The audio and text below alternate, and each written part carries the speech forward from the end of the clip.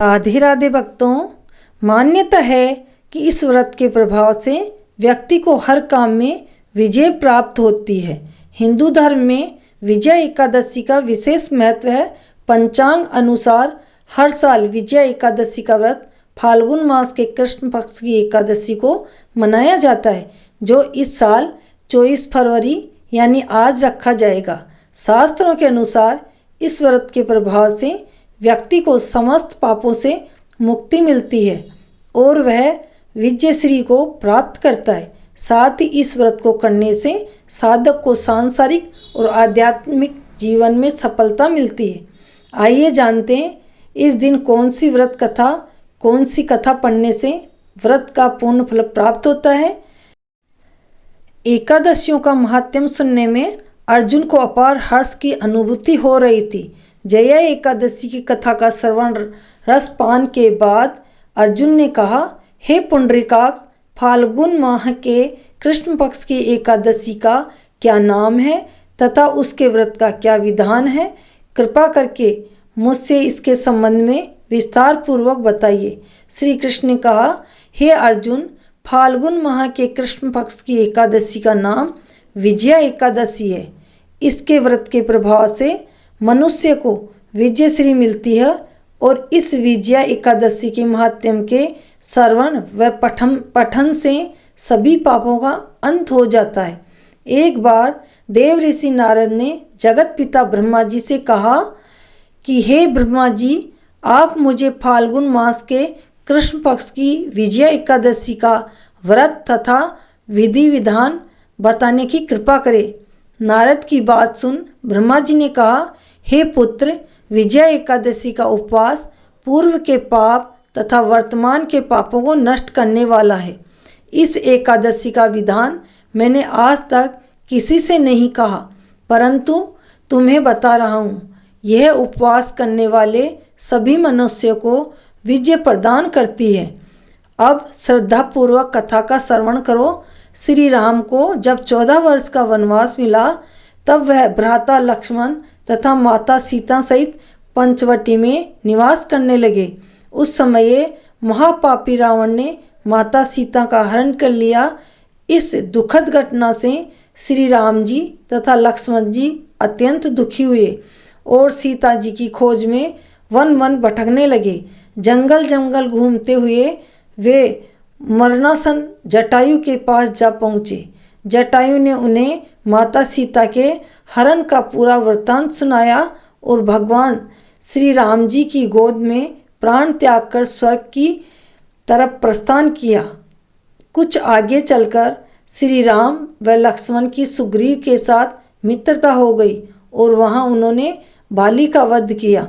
श्री राम भक्त हनुमान जी ने लंका में जाकर माता सीता का पता लगाया और माता से श्री राम जी तथा महाराज सुग्रीव की मित्रता का वर्णन सुनाया। वहां से लौटकर हनुमान जी श्री रामचंद्र जी के पास आए और अशोक वाटिका का सारा वृत्तांत सुनाया। सब हाल जानने के बाद श्री रामचंद्र जी ने सुग्रीव की सहमति से वानरों तथा भालुओं की सेना सहित लंका की तरफ प्रस्थान किया। समुद्र किनारे पहुंचने पर श्री राम जी ने विशाल समुद्र को घड़ियालों से भरा देखकर लक्ष्मण जी से कहा, हे लक्ष्मण, अनेक मगरमच्छों और जीवों से भरे इस विशाल समुद्र को कैसे पार करेंगे?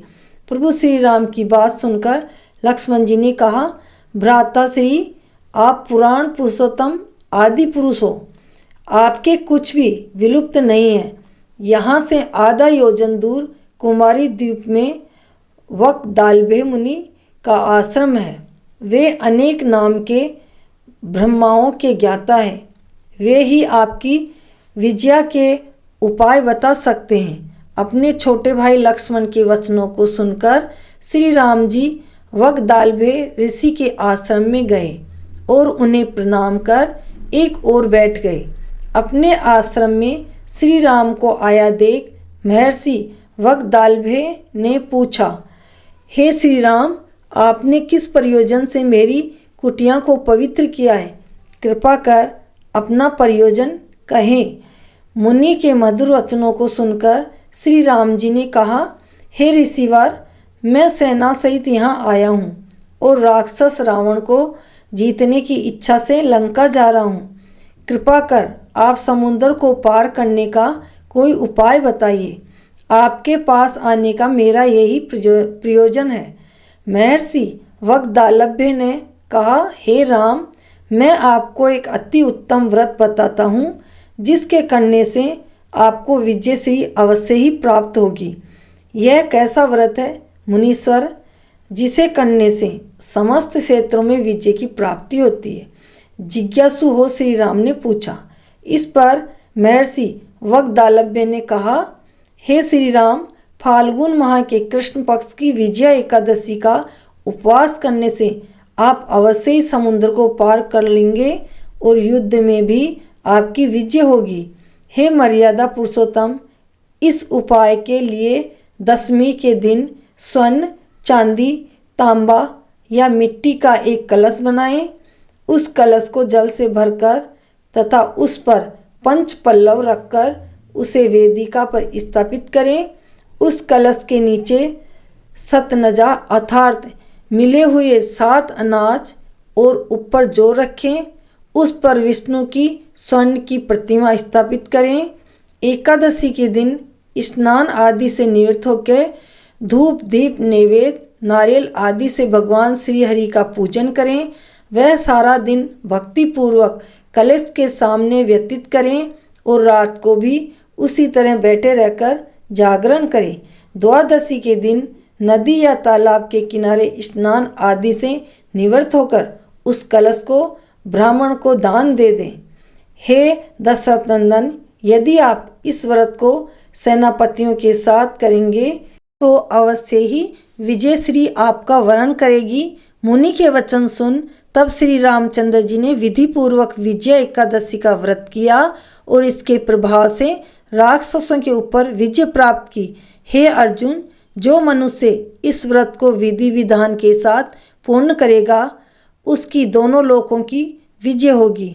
श्री ब्रह्मा जी ने नारद जी से कहा था, जो इस व्रत का महात्म्य श्रवण करता है या पढ़ता है उसे वाजपेयी यज्ञ के फल की प्राप्ति होती है। बोलो विष्णु भगवान की जय।